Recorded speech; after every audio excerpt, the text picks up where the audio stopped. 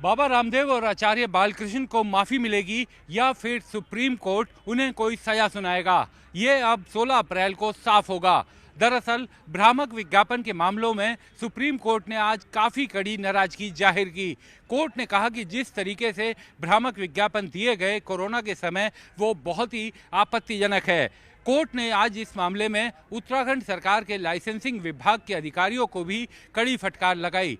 Court ने कहा कि इन अधिकारियों ने कभी भी उनके पास जो शिकायतें आई उन पर कोई कार्रवाई नहीं की। कोर्ट ने अदालत में मौजूद अधिकारी से ये कहा कि आप ये बताएं कि इस मामले में क्या कार्रवाई की गई है। हालांकि अधिकारियों की तरफ से कोई ऐसी पुष्ट जानकारी वो नहीं दे पाए, जिस पर कोर्ट काफ़ी नाराज दिखा। कोर्ट ने बाद में ये भी कहा कि 2018 से लेकर 2024 तक जो भी लाइसेंसिंग विभाग के अधिकारी रहे हैं, निदेशक रहे हैं, वो एफिडेविट फाइल करें और ये बताएं कि उन्होंने इस मामले में क्या क्या कार्रवाई की। दरअसल भ्रामक विज्ञापन और कोरोना के दौरान कोरोनिल को लेकर दावों को लेकर सुप्रीम कोर्ट सुनवाई कर रहा है। पिछली 2 सुनवाई से बाबा रामदेव, आचार्य बालकृष्ण कोर्ट में पेश हो रहे हैं। कोर्ट ने कई बार काफ़ी नाराज़गी जाहिर की। कोर्ट इस बात को लेकर काफ़ी चिंतित है कि आखिर कोर्ट के इनकार करने के बाद, कोर्ट के डांटने के बाद भी बाकायदा प्रेस कॉन्फ्रेंस की गई और प्रेस में फिर से अपने भ्रामक दावे दोहराए गए। आज की सुनवाई के दौरान बाबा रामदेव और आचार्य बालकृष्ण की तरफ से उनके वकील मुकुल रोहतगी ने यहां तक कहा कि वो पब्लिक एपोलॉजी यानी कि सार्वजनिक माफ़ी मांगने को तैयार हैं, लेकिन कोर्ट उससे भी सेटिस्फाइड, संतुष्ट नहीं नजर आया। हालांकि उन्होंने अपने एफिडेविट में ये भी कहा था कि वो सब बिना शर्त माफ़ी मांगते हैं और आगे से ऐसा कभी नहीं होगा। लेकिन कोर्ट ने कहा कि आप जाकर के, जब कोर्ट का इतना दबाव हुआ है, ये माफ़ी की बात की जा रही है और सिर्फ माफ़ी से बात नहीं सुलझेगी। अब ये बात उससे आगे निकल चुकी है। दरअसल कोर्ट ये कह रहा है कि बाबा रामदेव और आचार्य बालकृष्ण पर अवमानना का मुकदमा भी चलना चाहिए, क्योंकि कोर्ट के मना करने के बावजूद उन्होंने प्रेस कॉन्फ्रेंस की और यह अदालत की अवमानना की श्रेणी में आता है। बहरहाल कोर्ट ने आज की सुनवाई के दौरान उत्तराखंड सरकार के 3 अधिकारियों को सस्पेंड करने की भी बात की। कोर्ट ने यह भी कहा कि पूरे प्रकरण को ध्यान में रखते हुए हमने दायर किए हुए हलफनामे को स्वीकार करने के बारे में अपनी आपत्तियां जाहिर की है। हमने ये भी बताया कि कारण बताओ नोटिस के बाद भी इन लोगों यानी बाबा रामदेव और आचार्य बालकृष्ण ने अदालत में पेश होने से बचने का प्रयास किया।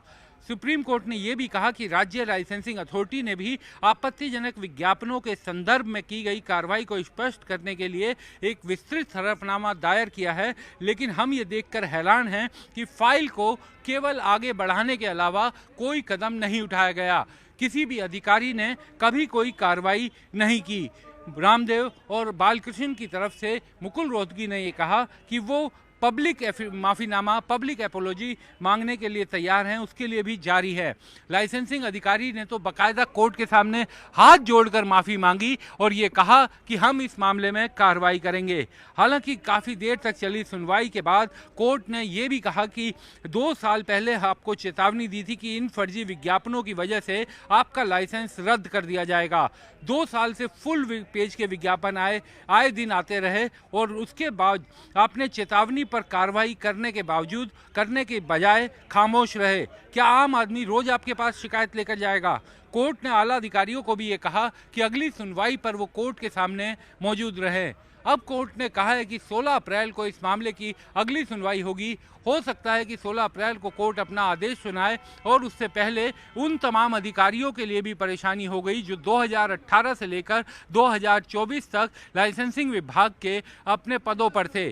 कोर्ट ने कहा कि वो ये बताएं कि 2018 से 24 तक उन्होंने क्या कार्रवाई की है, किस तरह के कदम उठाए हैं। जाहिर बात है कई मामलों में ये दावा किया गया है कि अधिकारियों ने कोई कार्रवाई नहीं की थी, जिससे कोर्ट खासा नाराज है। अब कोर्ट ने उन अधिकारियों को तो बुलाया ही है, साथ साथ बाबा रामदेव और आचार्य बालकृष्ण दोनों को भी साफ किया है कि आप अगली सुनवाई पर कोर्ट के सामने पेश होंगे। सुप्रीम कोर्ट ने राज्य लाइसेंसिंग अथॉरिटी के डायरेक्टर, क्योंकि आज वो भी कोर्ट में मौजूद थे, उनसे कहा कि क्या आप में वो करने की हिम्मत है जो आप कह रहे हैं? आप बताइए किस तरह से काम कर रहे हैं, ये आपके लिए बहुत शर्मनाक है। क्या आपने कोई कानूनी सलाह ली? आपने किसी तरह की कार्रवाई नहीं की, ये बहुत ही शर्मनाक है। आप कहें तो हम हिंदी में समझा दें, यहाँ तक कोर्ट ने बोला कि आप कहें तो हम हिंदी में समझा दें। उसके बाद अधिकारी हाथ जोड़ने लगा तो कोर्ट ने कहा कि जो बात हम लगातार आपको समझाने की कोशिश कर रहे थे वो समझ में नहीं आई, और अब जब कोर्ट कार्रवाई करने की बात कर रहा है तो आपको आधे घंटे की सुनवाई के दौरान ये तमाम चीज़ें समझ में आ गई। कोर्ट ने कहा कि इन विज्ञापनों का उद्देश्य लोगों को आयुर्वेद दवाइयों से जोड़ना, ये कहा गया कि इन विज्ञापनों का उद्देश्य लोगों को आयुर्वेदिक दवाइयों से जोड़ने भर का है। कोर्ट ने कहा कि आपसे पहले तो किसी ने आयुर्वेद दवाओं पर काम ही नहीं किया। ऐसा लग रहा है कि मानो आप ही पहले व्यक्ति हैं जो इस तरीके से आयुर्वेद दवाओं के मामले में कार्रवाई काम कर रहे हैं। कोर्ट ने ये भी कहा कि जो नोटिस दिए गए उनके बारे में क्या कार्रवाई की। कोर्ट ने एक तरह से लाइसेंसिंग विभाग को लेकर काफ़ी नाराज था और ये कहा कि फाइलें आती थी, सवाल उठते थे, उन्हें दबा दिया जाता था, कभी भी कोई कार्रवाई नहीं की।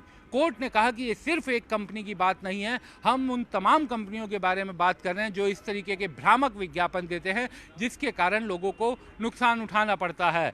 कोर्ट ने यह भी कहा कि कोरोना के दौरान इस दवा के कारण जिन लोगों ने ये दवा ली होगी, भ्रामक विज्ञापन को देखकर उनके बारे में जरा सोचिए।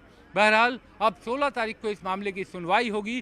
16 तारीख को अधिकारियों को ये बताना होगा कि 2018 से 2024 तक जो शिकायतें उनके पास आई या जो चीज़ें उनके तथ्य उनके सामने आए उस पर क्या कार्रवाई की गई, किस तरीके की कार्रवाई की गई, यह एफिडेविट उन्हें फाइल करना होगा। और अगली सुनवाई पर बाबा रामदेव और आचार्य बालकृष्ण को भी कोर्ट में मौजूद रहना होगा। कोर्ट तब ये साफ करेगा कि इस मामले में बाबा रामदेव और आचार्य बालकृष्ण को क्या उनकी माफ़ी को स्वीकार किया जा रहा है या नहीं, क्योंकि आज